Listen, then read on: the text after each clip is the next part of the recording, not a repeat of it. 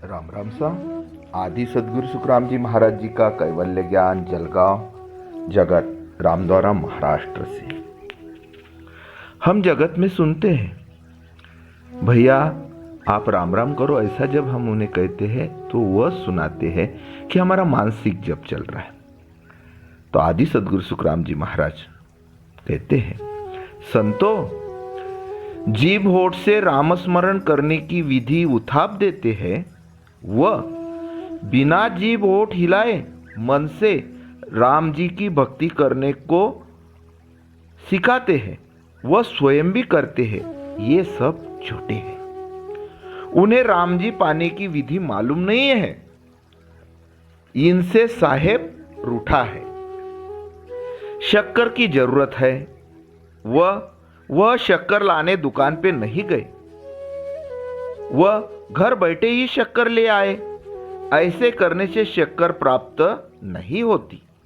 वैसे ही पुराने जमाने में चूल्हा जलाने के लिए अग्नि की जरूरत पड़ती थी। वह अग्नि आज के सरीकी लाइटर या आगपट्टी के समान उगाए नहीं जाती थी। वह अग्नि जिसके घर में सुलगी रहती थी, वहां से अपने घर मांग कर लाना पड़ता था। यह आग मांगने के लिए किसी के घर गए, वह मांगी नहीं, वह मन से ही समझ गए कि अग्नि मिल गई, अब घर चलो। तो घर पे आने पे हाथ में आग न होने के कारण चूल्हा नहीं सुलगता।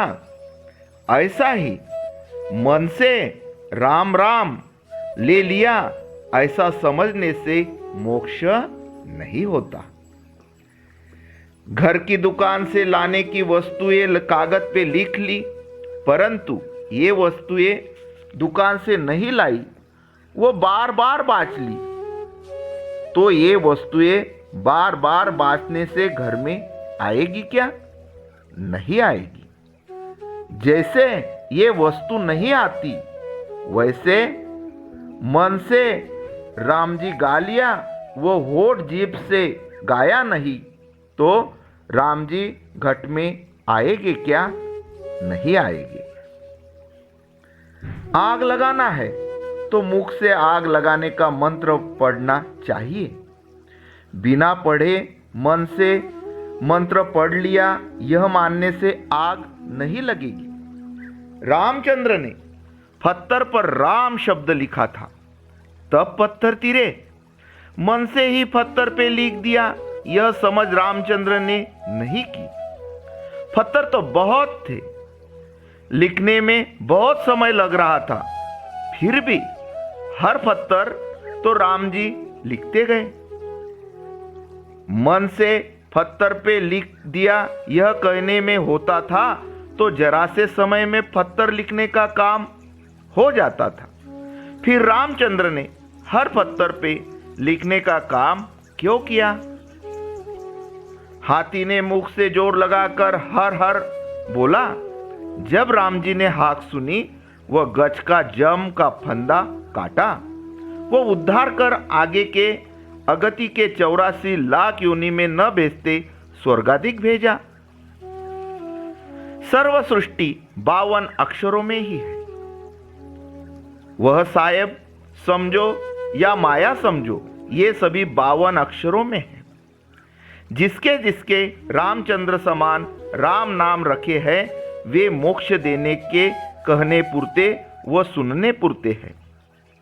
उनके नाम लेने से हकीकत में मोक्ष नहीं मिलता। ये नाम उनके देह के नाम है। उनके घट में सत्य नाम प्रगटा है, इसलिए उनका नाम रामचंद्र नहीं है।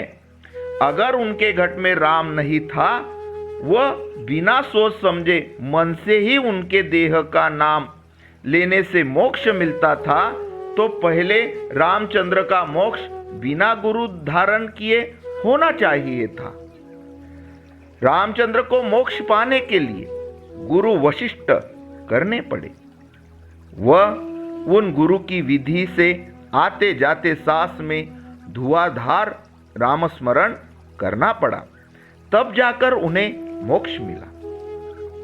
जो कोई नाम सूरत में जैसे ओम सरीके यह भ्रुकुटी में रखकर गाते हैं, वह नाम 52 अक्षरों में ही है। वह नाम 52 अक्षरों के परे का नहीं है।